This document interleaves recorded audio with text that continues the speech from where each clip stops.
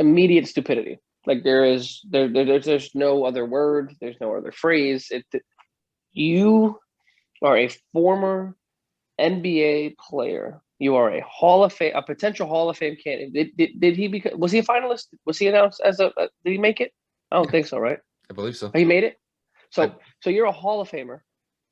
You work for the biggest sporting network in America, and you probably suck at your job. Like I think Paul Pierce had some of the worst takes in ESPN history. I mean, he is just terrible. I hated listening to his opinions. His takes were just god awful. But anyway, you have everything set for you, and you go and do that. That's literally like what a rookie does. That's what a college kid does. That's what a high school kid does.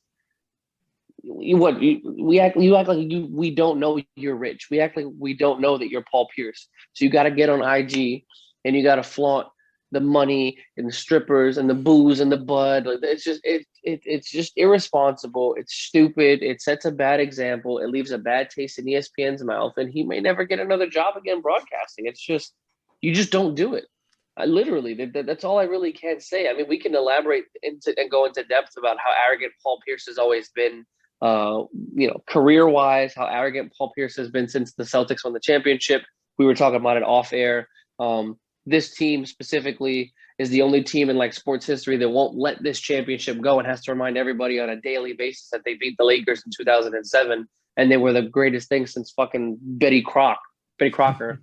I just I don't understand it, but nevertheless, I just think Paul Pierce is an absolute buffoon for this, and he needs to be reprimanded. I mean, losing your job is one thing, but bro, you have to remember you have kids following you, you have influencers following you. Like that's a very big platform for you to fuck up. And you were like Kyle said, he was clearly inebriated in every sense of the manner. He had some clips I saw that he was taking shots. There were other clips where he was smoking a joint, or should I say a blunt, and it just looked terrible. I don't care what your excuse is. I don't care if my wife or my girlfriend she took the phone and she started it, so I said whatever. Or I was drunk. I was high. I didn't realize it. There's no excuse. You're over the age of 40 years old. You need to understand time and place. If you want to do that behind the scenes, bro, I'll never tell nobody how to live. Do whatever you want. The fact that you got to put it on IG Live, bro, you might as well go outside and wear "I'm an idiot" on your forehead because that's basically what you did.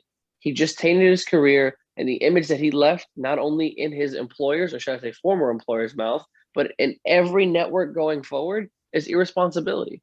Kids, that's exactly what you don't do when you get fame and you retire because that's how you fuck everything up.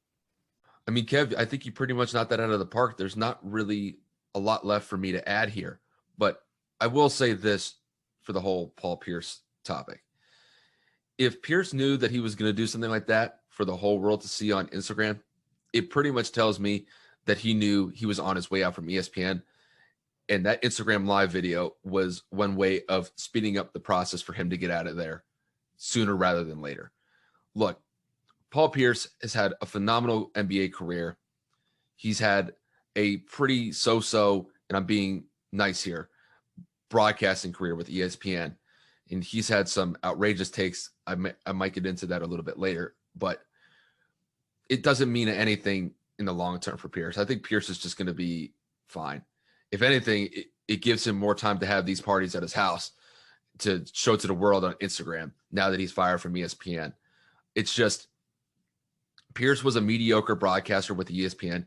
He had some bad takes while he was there. I remember the one in particular where him and Jalen Rose kind of went at it about whether or not that Dwayne Wade had a better career than Paul Pierce. And Paul Pierce was kind of butthurt when Jalen really started going after Pierce just with the overall career that Dwayne Wade had with his overall points, his overall numbers, his overall achievements.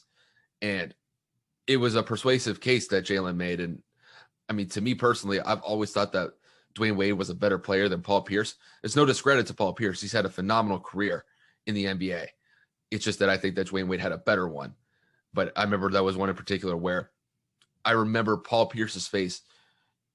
It was just priceless watching Jalen just go after him and just roasting him with just a very persuasive case for Dwayne Wade. And that's something that I always kind of remember from Paul Pierce's time on ESPN. And look, Paul Pierce made millions of dollars in his NBA career. He made millions of dollars while he was probably on ESPN for the time that he was there.